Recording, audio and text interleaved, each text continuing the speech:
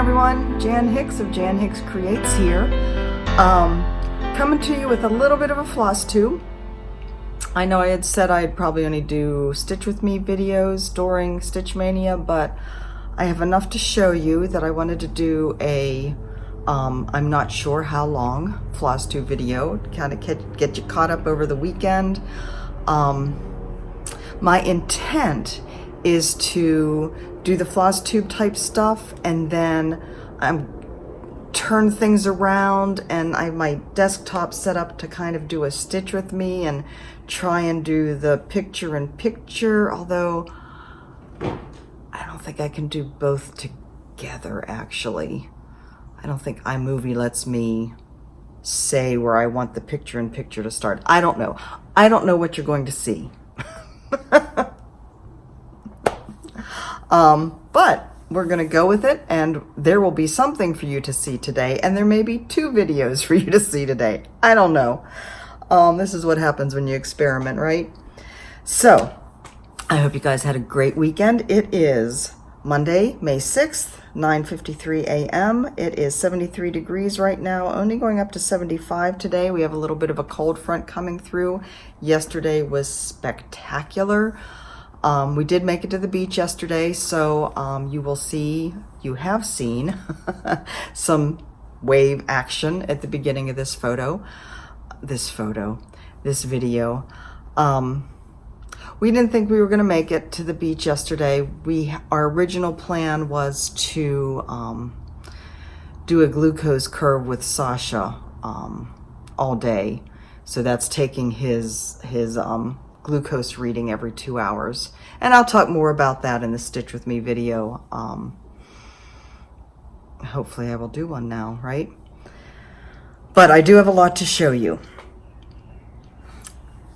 If you are anywhere on social media, anywhere on Facebook, on any of the Facebook groups, or on Instagram, you've already seen these. But of course, I'm going to show them again here. My 2 finished projects that I'm absolutely in love with. So first is Quilters Cottage. I did get the frame for that this weekend and got this FFO'd. It's so pretty. I am so thrilled with the colors that I chose and how pretty this came together. This is definitely my favorite quilt, this one in the middle here. Yeah, that totally works. So I noticed as I was like gluing it down, you know, the final step, putting it all together, I noticed that I had never gotten the stitch done for the door handle. So I don't know whether you can tell, I just went ahead and, whoops, doesn't help if I bump you. I just glued a bead down there for the door handle. I know, glue on top of my stitching. Oh well. I don't see this as an heirloom piece. This is a fun piece. It is a piece that will last as long as I'm around though, and I absolutely adore it. So I just left the mat down. This is actually the mat from the frame. The glass is actually underneath the mat. I left the glass in because it needs that space, right, in the frame to hold it all so it's kind of solid. I glued Rickrack, so the stitching itself is on the sticky board. I glued the Rickrack around the back. This is just some burlap ribbon that I had that I kind of just glued down just for some extra dimension and extra grounding, and then just glued it all down to the mat. So this is going to hang above, you know, the Wish Upon a Star piece that was my companion piece to this. This is the wall that it's hanging on is kind of skinny. It's a skinnier wall. So this is going to hang above it, and I will be hanging that up today. Adore it. Just adore it. The other piece I adore, I have stacks. I'm surrounded by stacks. The other piece that I finished was playing with jacks. And my original intention wasn't to worry about this until the fall, until more fall things started to come out into the stores, so I could find something to finish it with. but when Christina gifted me with this fabric, this is just the Ada fabric from Fabric Flare.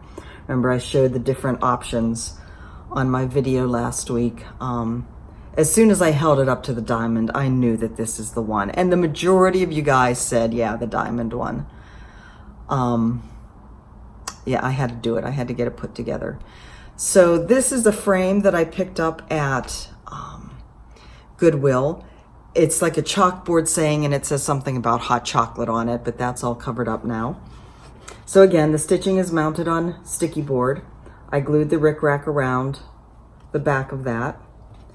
The fabric is also, the fabric mat is also on sticky board, and that's just, I got a, you know, a stack of the fat quarters that Joanne sells in different of these kind of plain but grungy fabric. So the gray was perfect for that. Oh, the Rickrack is dyed from the Victorian Motto Sampler Shop. Nancy does have Rickrack, hand-dyed Rickrack, and so I had just ordered at one point a bunch of different colors, and I think it comes in, I don't know, 1 yard lengths? I don't remember. The blue ribbon in the back, it's like a bias tape. That was actually wrapped around another fat quarter that I got at Joann's that was a Tim Holtz set of fabrics. And then I got this weekend this kind of burlap trim to put over that. And these are wooden leaves. I had gotten these at Joann's, I think last fall, just a box of them with a whole bunch of them in these colors, but there's oak and maple and I think another type of oak leaf. And again, just perfect, just perfect. I'm tempted to hang this, to go ahead and hang this over here. It kind of fits perfectly there. But I'm also tempted to put it away and bring it out in the fall again where I can, it'll be kind of like fresh and new and I can ooh and ah over it again. I love it. It's perfect. So those are my two finishes. Excuse me while I put that somewhere where it's not going to land on the floor. All right, so my Stitch With Me progressed nicely over the weekend. I worked on a different project, a different whip every day, as you know. Friday, as you know, I was working on Aloha Hawaii by Jeanette Douglas, and I had been planning on getting the hibiscus up here done. I got a good chunk of them done, as you can see. You'll remember in my Stitch With Me video, I started working on this stem and had the placement of this part wrong, so I finished my Stitch With Me video by taking that out. So I got that done and got the other hibiscus mostly done. There's another leaf coming out here and a leaf coming out here someplace. There's some beading on the hibiscus and some back stitching. And I'd really had hoped to get all that done. But as I started pulling the floss for the flowers later that day, I found that the pattern is confusing, and I need to write Jeanette about this, and just so she's aware of it. You know, she did this for a cruise out of Hawaii, I guess, in conjunction with the cross stitch store here, Fiddlesticks too. And I don't know whether it was the pattern was kind of put together quickly to get together for the cruise, or because she was there was some guidance given that you don't get whenever you just have the pattern. But in the packet of the pattern there is kind of a chart, you know, the design, the overall design. And so it has, you know, the overall placement of where the cross stitching is and where the specialty stitches is, and that's all good. And then she has like the chart broken in half on other pages, so they're a little bit clearer, you know, and more up close. Well, the symbols, the colors that she used, like the one chart has one symbols for the flowers and the other chart has other symbols for the flowers. So basically 2 different colors. And for some reason, my brain just was not getting it. I had a hard time I just had a hard time figuring out what color I was using, because I would look at one of the charts and it would say one thing, and I looked at the other of the chart and it's like my synapses were not connecting at all. And so I finally looked at the picture, duh, and decided what color she meant based on the picture. But it took me, that took enough time that it wasn't until the afternoon until I picked this back up. Again, all to say, I had meant to get this done. I had hoped to get the hibiscus done, and I didn't. But I did get a good amount done. Now this one is in my rotation for Year of BAP, so I will be pulling that back out again. Saturday's project was the American Farmhouse by the Scarlett house. This is one of the ones that I got with the Country Samplers Farmhouse series last year, and I had started that whenever I got the kit. And so this is what I have done on this. On this one, I was able to get the black done for all of these windows and get the kind of the framing done for this one. Again, I had hoped to get the framing done for that one as well, and I'd hoped to get the grass done, more of the grass done, but you're going to see a theme here. This one will get put away until I pull it out again. Don't know when that will be. Yesterday's project was Blessed Bee by Brenda Gervais. When I pulled this out, I had the white of the house done here, most of the window frames done, and the frame around the door done. I got the window frame of this window done, I got the door done, and I got the roof started, as you can see. I had hoped to get the roof done, but Game of Thrones put a stop to that. Roof's almost done. The roof is not the called for. It called for wood trail. I have wood trail here somewhere. It's in some project somewhere. I just pulled out bark, and I'm doing the roof in bark. The door is used brick. Bark is Weeks Style Work. Used brick is Classic Colorworks. And that the used brick is the called for. This is another one that will get put away until such a time as I pull it out again, which will probably be Mania next year. Or not. So the other thing I wanted to tell you guys about was the Tempestry project. Now I mentioned this a few videos ago. Several people have also bought kits. For those of you that might not have seen that video, the Tempestry project, I'm going to actually go to their website and read a little bit to you about it. I don't think I did this the last time. So the Tempestry project is about climate change. And a group of friends had gotten together and came up with a way to provide a visual representation of what climate change is and what it can mean to our community. And it's kind of, they wanted to make it as a way to create conversation over the topic. They came up with this idea of using knitting and crochet and cross stitch as well. Now, you do see, like, I know there's people out there that do temperature change projects in cross stitch and knitting. This isn't a new concept necessarily, but what they've done is they're working with one yarn. They've come up with a color. They're working with Knit Picks Wool of the Andes because there are a lot of colors in that yarn.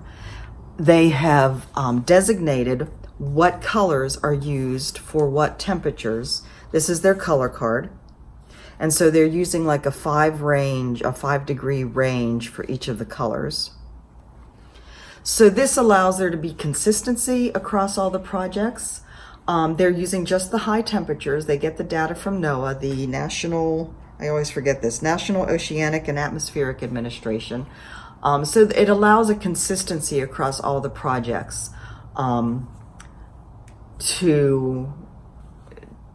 so you have a better understanding of what's happening with the shifts. What else do I want to tell you? I think that's the main things, yeah. All right, so I did get mine. They started with it just being, you could choose a location, and they would look up and create a spreadsheet of the data from NOAA that they provide you for the project. And they, you know, it could be your hometown, it could be a park near you, it could be, you know, any place that has any meaning to you.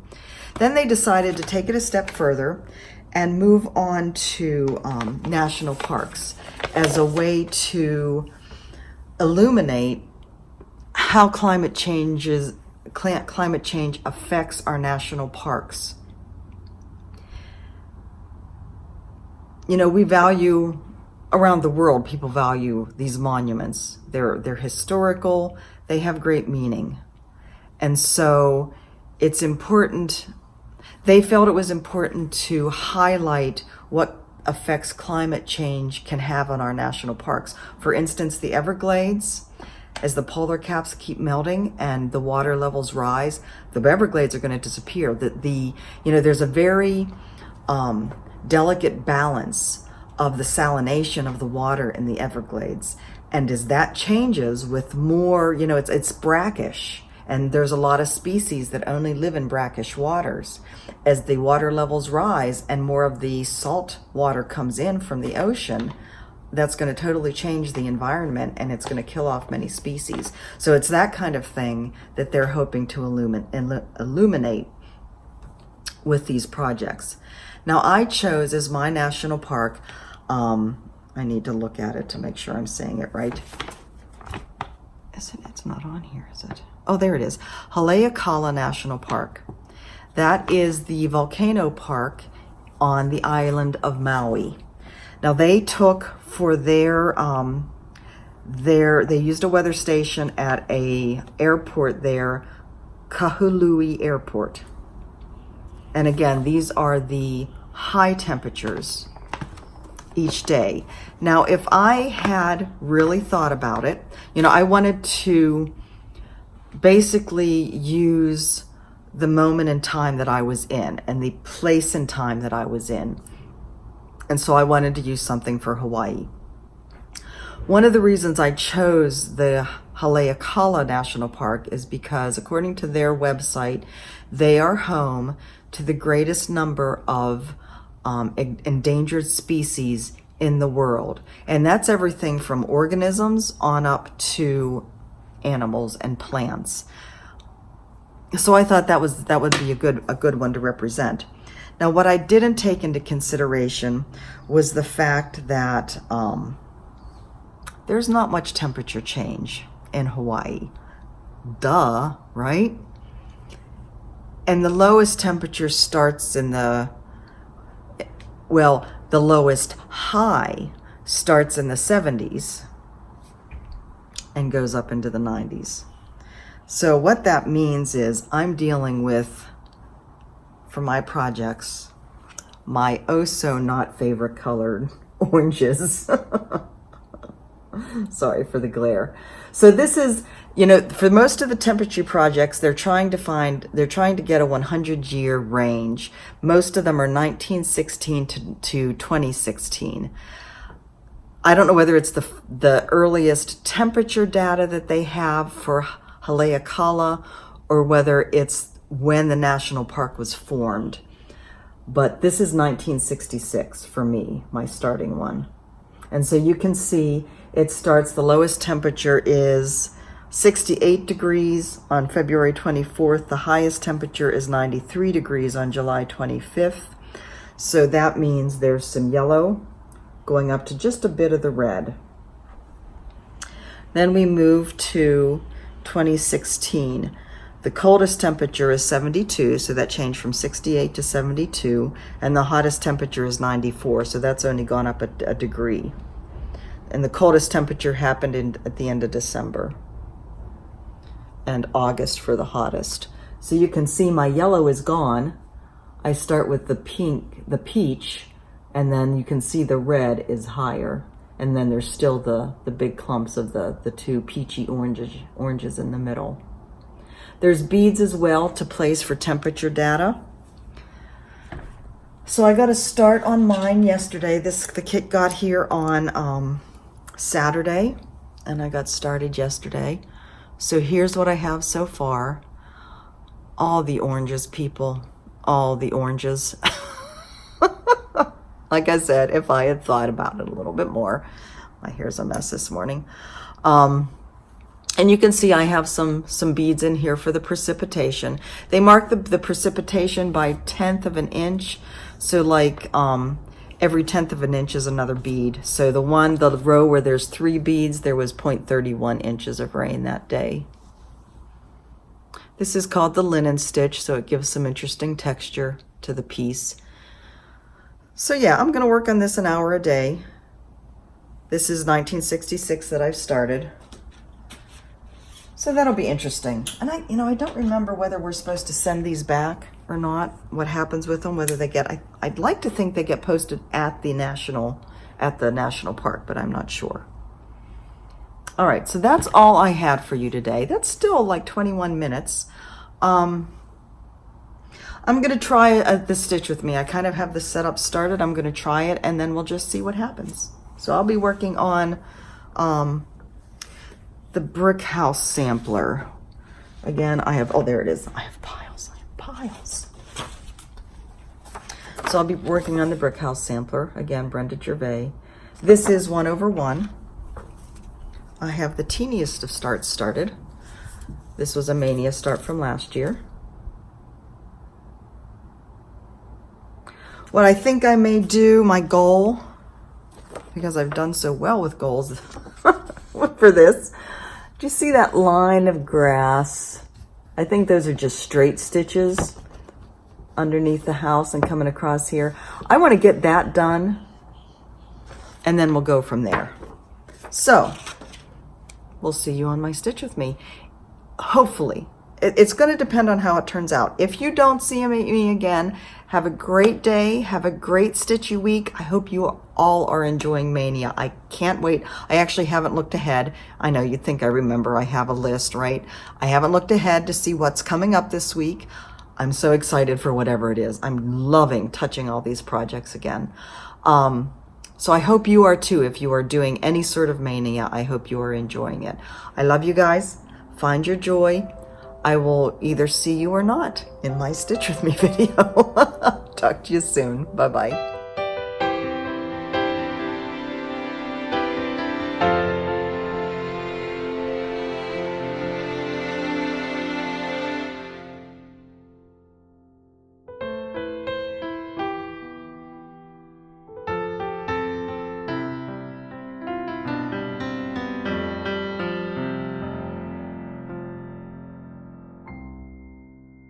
Back again, Stitch with Me. So, we have the face view coming from my desktop. And let me tell you, the camera on this machine is awful. And then, of course, the up-close stitching from my iPhone. And the camera on that is wonderful. Oh, look, I just put that down on the wrong stall. I was too busy watching this, looking at the screen and looking how pretty the picture looks. So anyways, as I said in my little Flosstube video, I don't know whether this is going to be a separate video or together with the Flosstube. You know more than I do at this point, because if you're watching this, I've already edited and put it together, and you know, I don't know what it's going to be. So like I showed you before, brick house sampler, Brenda Gervais. I had said that I was going to be working on the grass, and I will, but I do have a strand of the, this is used brick in the red. I have a strand of that going, so I'm going to finish that off. I'm working across this row here, right across the top of the door.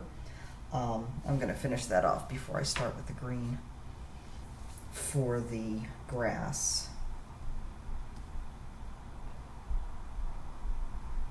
So I was talking about Sasha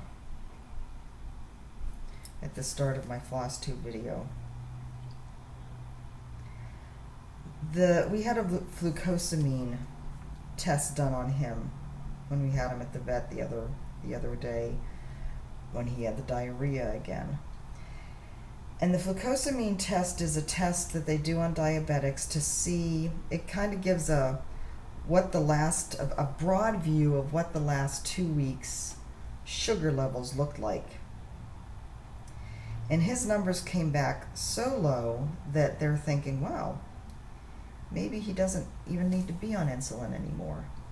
But she started asking questions about whether we had ever seen him act strangely, be really hungry or really thirsty, be kind of wobbly, that kind of thing, which is usually associated with a drastic drop in blood sugar for humans as well as animals. And the answer was yes, we had. He went through it a day or two where he was like, we could not keep enough food out for him. And then we had noticed one evening, probably 2 weeks ago now, maybe 3 weeks ago, where he was not walking right. And when he would jump up on the couch, he would kind of wobble, like his legs weren't very steady under him. And it was certainly, and it's not like it lasted long, and he was fine when he jumped down again like 10 minutes later, but it was something that we noticed.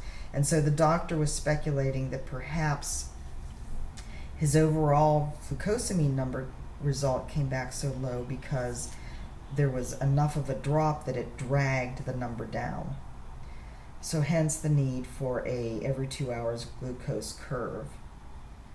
As I said, it didn't work out too well for us to do it at home. We decided we were going to try and do it at home.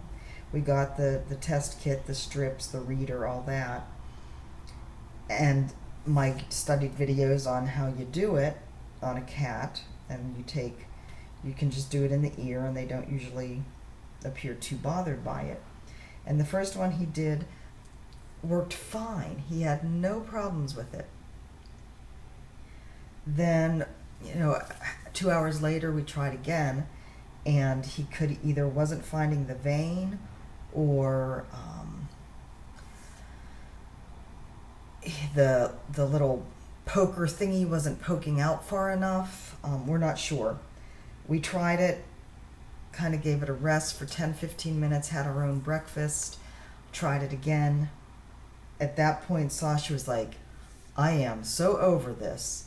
And he went and went under the bed and didn't come out for the rest of the morning. So we said, we're just going to have to take him to the vet and have them do it.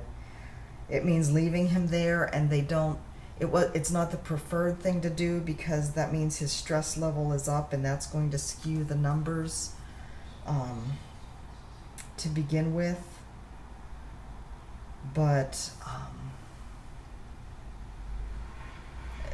there's not much help for it. It's what we have to do. My room. Okay, so what you're seeing here is different from the usual view. You can see, this is so hard. This little wall hanging quilt here is the quilt that my aunt made for my mother many, many years ago. And of course it got passed down to me. I have maps. These are the maps hanging up on the wall that I had shown you. I have a map of Germany, a map of India, a map of Scotland, because India, I'm not Indian obviously, but I have the Indian map's here, that's right. So I have Germany, Scotland, and the US, so it's kind of my my heritage, I guess you'd say. You can kind of see what I have on my desk here, the stuff that I finished, my little bowl of finishes and Christmas ornaments that I never put away, which is fine. They make me happy to see them, my little Believe Mill Hill kit. So it's kind of a different view for you guys today. I have my yarn bowls here that I love with little leftovers of yarn in them. So just a different view, although like I said, the camera is crappy. That bright spot, there's a big window in that wall there looking outside, so sorry for that glare. Hope it's not anything that's too bad for you. So anyway, I'm actually hoping to get a call. I should probably just go ahead and call the vet myself. I also, when I'm done here, I found another orthopedic doctor I'm going to call here very shortly and see, number one, if they take our health insurance, and hopefully they will. And I'm going to get in, hopefully, to see them before we head to the mainland in June, so I can get all my various aches and pains worked out, because I'm getting pretty tired of them. I've been pretty tired of them. It's time to do something about it. So let's see, what else are we doing? I told you most of the stuff in the Flosstube video. Looking forward to the rest of the week with Maynia to see what that brings. Oh, I know what I wanted to talk about. Somebody asked a question about how I tension the fabric when I'm stitching in hand. You know, if I have any problems with the tensioning, and you can see I don't do anything with it. It just lays here. I'm very aware of not pulling my stitches tight. I don't leave them loose either. They're basically just, you know, wrapping around the fabric without being too tight or too loose. You know, they're just kind of there. But I've never had problems, as you know, you can pretty much see from everything I've done. I've never had problems with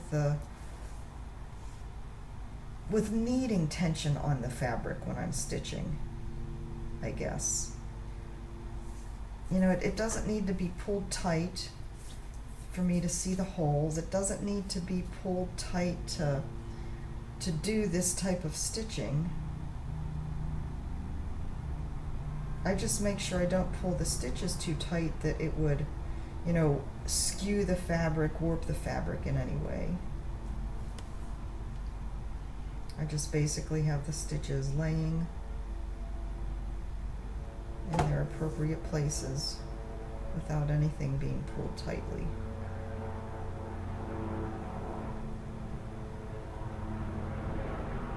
I hope that helps the person who asked the question. Oh, helicopter.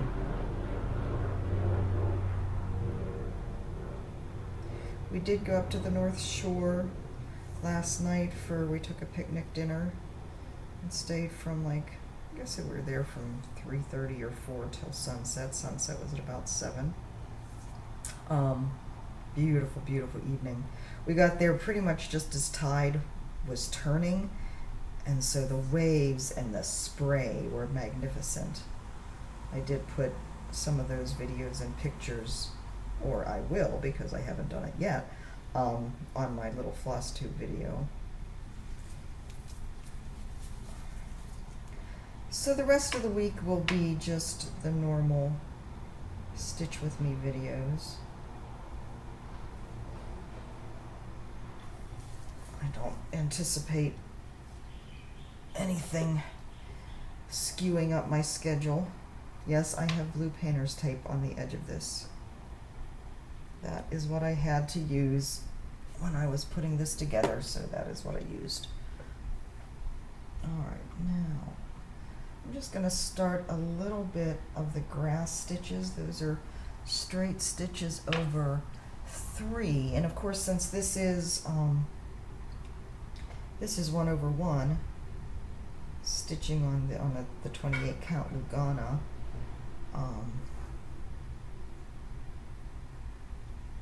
When it shows over 3, it is exactly that, over 3 of the threads of the even weave.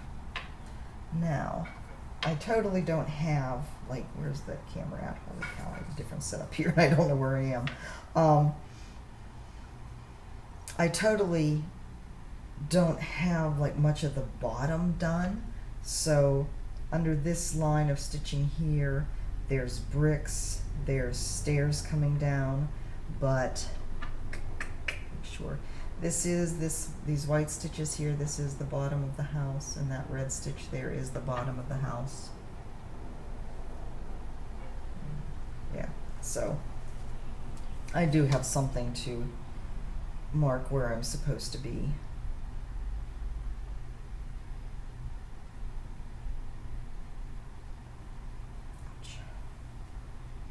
since I have so little bit of threads there to put the green under, I'm going to do the Bargello tuck like Caroline from Off the Grid Needlework shows, where you just wrap your thread around that last stitch. Again, I don't pull it tight at all. I'm not, you know, warping anything by pulling things tight, skewing anything.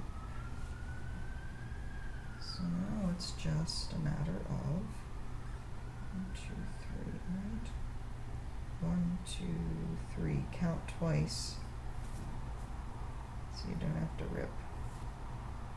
And I'm going to count a third time. 1, 2, 3.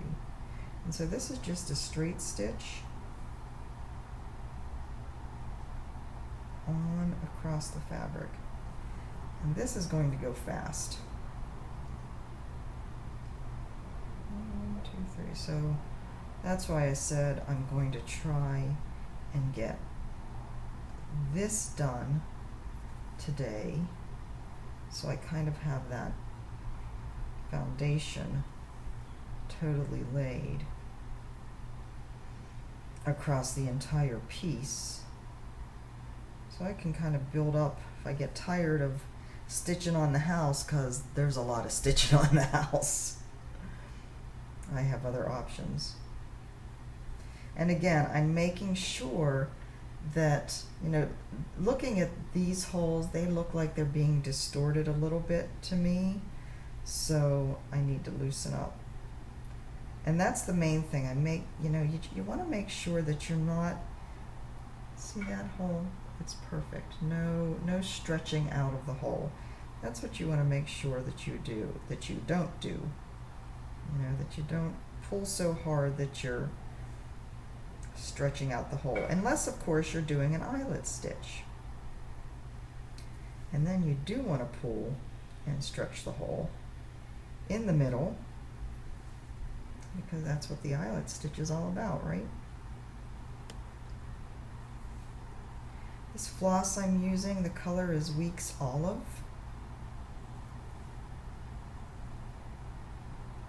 It's kind of a paler green than what it looks like in the picture. See how much darker that is there? But it is the called for, and of course we all know how much dye lots change.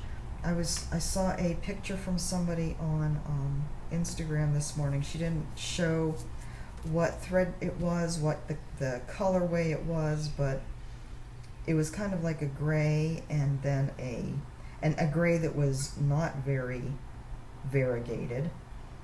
And the other one was more of a, shoot, I can't remember. It was probably also a gray, but it had a lot of variegation in it. So it kind of went to a much paler gray to a much darker gray. And the other skein didn't at all. And it is rather annoying. You know, I'm sure they write, the dyers write down their formulas. And, you know, we can expect things to change over time, and even the formulas have to change sometimes, because sometimes the dyes themselves change, and I get that. But it doesn't seem to me that you should have a change in the amount of variegation. This was so different that it looked like they had put the wrong color on the card, basically. And that's rather disturbing. See, this is going to go fast, getting this grass done. I do have a lot of chores I have to get done today, a lot of fur to clean up. Monday morning chores, basically. But this goes fast. I'm pretty sure I'll be able to get this grass done and maybe get to start working on something else. Or maybe work on more of the house, who knows. You never know what I'm going to feel like doing at any given time. But for that, I'm going to end that here, because one of the other things I have to do that takes time is put these videos together. So, we shall see. Like I said, I don't know how this is going to turn out. I have to remember to look that the camera is up there. You guys are up there. I'm down here. You're up there. Anyways, guys, I hope you enjoy this. I would love feedback on what you think about this. I know there's an awful lot of you that appreciate the up-close stitching, so I don't want to take that away.